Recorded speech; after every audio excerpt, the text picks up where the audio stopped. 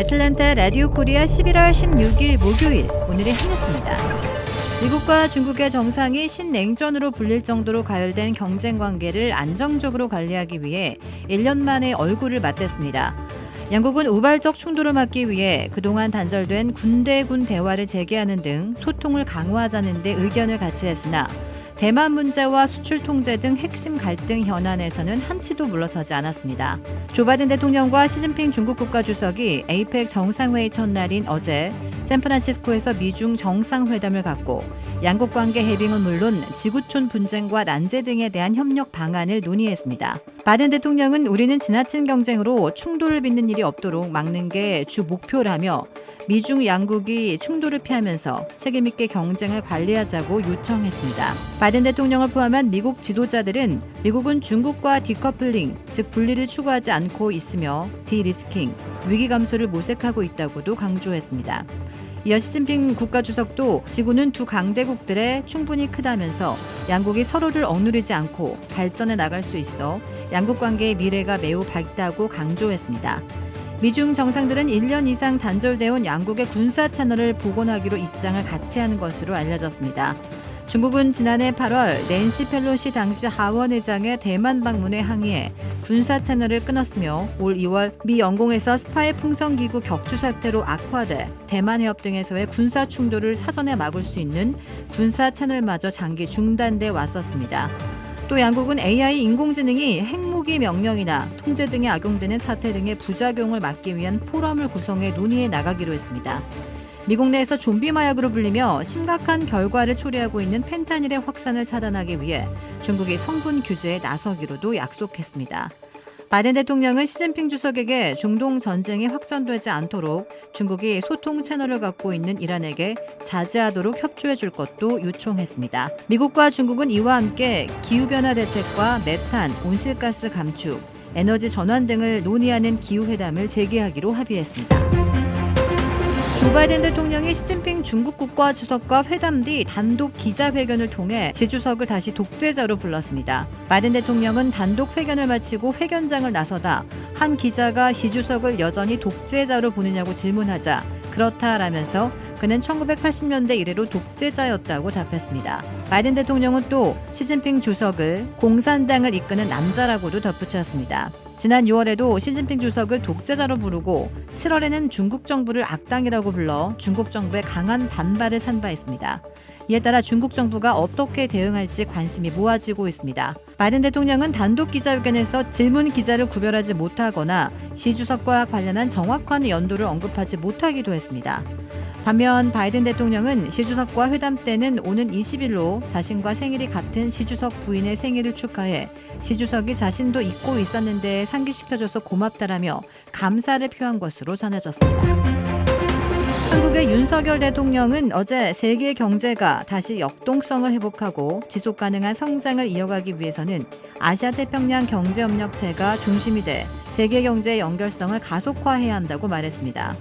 윤 대통령은 어제 에이펙 최고 경영자 서밋 기조연설에서 디지털 경제의 무한한 가능성에도 불구하고 국경을 넘는 데이터의 연결과 이를 통한 가치 창출은 아직 시장의 기대에 미치지 못하고 있다며 이같이 밝혔습니다. 윤 대통령은 에이펙 영내 상호 연결성 제고를 위해 교역, 투자, 공급망, 디지털 미래세대 등의 3대 분야 강화를 제시했습니다. 윤 대통령은 에이펙이 지금까지 영내 상품과 서비스의 자유로운 이동을 추구해왔던 점을 평가하며 다자 무역체제의 수호자로서 에이펙의 역할과 위상은 계속 확대돼야 한다고 강조했습니다. 미 연방정부가 최소 내년 초까지 일시적 업무 정지인 셧다운을 피할 수 있게 됐습니다. 미 상원은 어제 본회의에서 내년 1, 2월까지 사용할 추가 임시 예산안을 찬성 87표 대 반대 11표로 가결했습니다. 표결에 들어간 안은 지난 9월 말에 처리된 임시 예산안이 종료되는 오는 17일 이후에 적용할 추가 임시 예산안이었습니다. 이로써 오는 17일 이후 우려됐던 미 정부의 셧다운을 내년 초까지 피할 수 있게 됐습니다. 그렇지만 공화당의 강경파의 반발이 이어지고 있어 이번 예산안이 종료되는 내년 초에 다시 정부의 셧다운 우려가 재현될 수 있다는 관측도 나옵니다. 미국의 경기지표 가운데 고용과 물가에 이어 소매 매출도 급속 냉각된 것으로 나타나 미국 경제 전반에 급냉이 현실화되고 있다고 월스트리트저널이 어제 보도했습니다. 미국의 10월 소매 판매는 전달보다 0.1% 하락했다고 연방 상무부가 발표했습니다. 이 소매 판매가 하락한 것은 지난 3월 이래 반년 만에 처음 발생한 것입니다. 9월의 소매 판매는 0.9%나 증가한 바 있어 10월에 마이너스 0.1%는 급속 냉각된 것으로 간주되고 있습니다. 유가 하락으로 주유소의 판매는 0.3%가 줄어들었고 스포츠 용품의 판매는 0.8%가 하락했습니다. 반면에 전자 가전제품과 식료품은 0.6%씩 증가했습니다. 이 온라인의 판매도 전달보다 0.2% 증가해 마이너스를 모면했습니다. 미국 경제에서는 가장 먼저 발표된 10월의 고용에서 일자리 15만 개가 증가해 전달보다 절반 수준으로 대폭 둔화된 바 있습니다.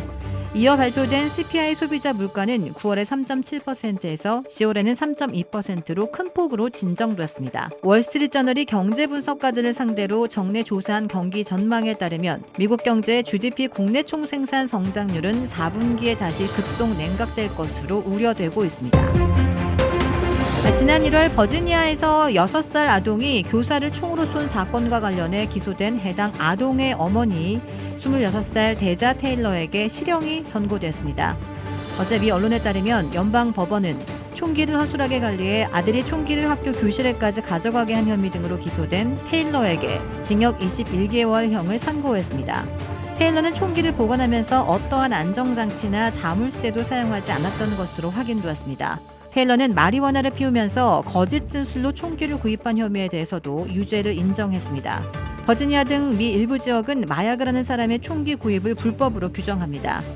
CNN의 보도에 따르면 지난 1월 6일 버지니아주 항구 도시 뉴포트 뉴스의 한 초등학교 교실에서 초등학교 1학년인 6살 아동이 30대 여교사 애비 지베르너에게 집에서 가져온 권총을 발사했습니다.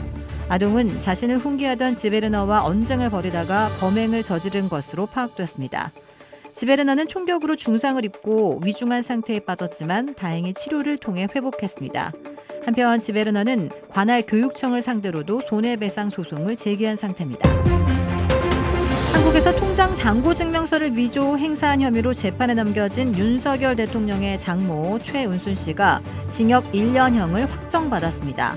지난 7월 법정 구속된 최 씨는 가석방되거나 사면받지 않는 한 내년 7월까지 수감 생활을 해야만 합니다.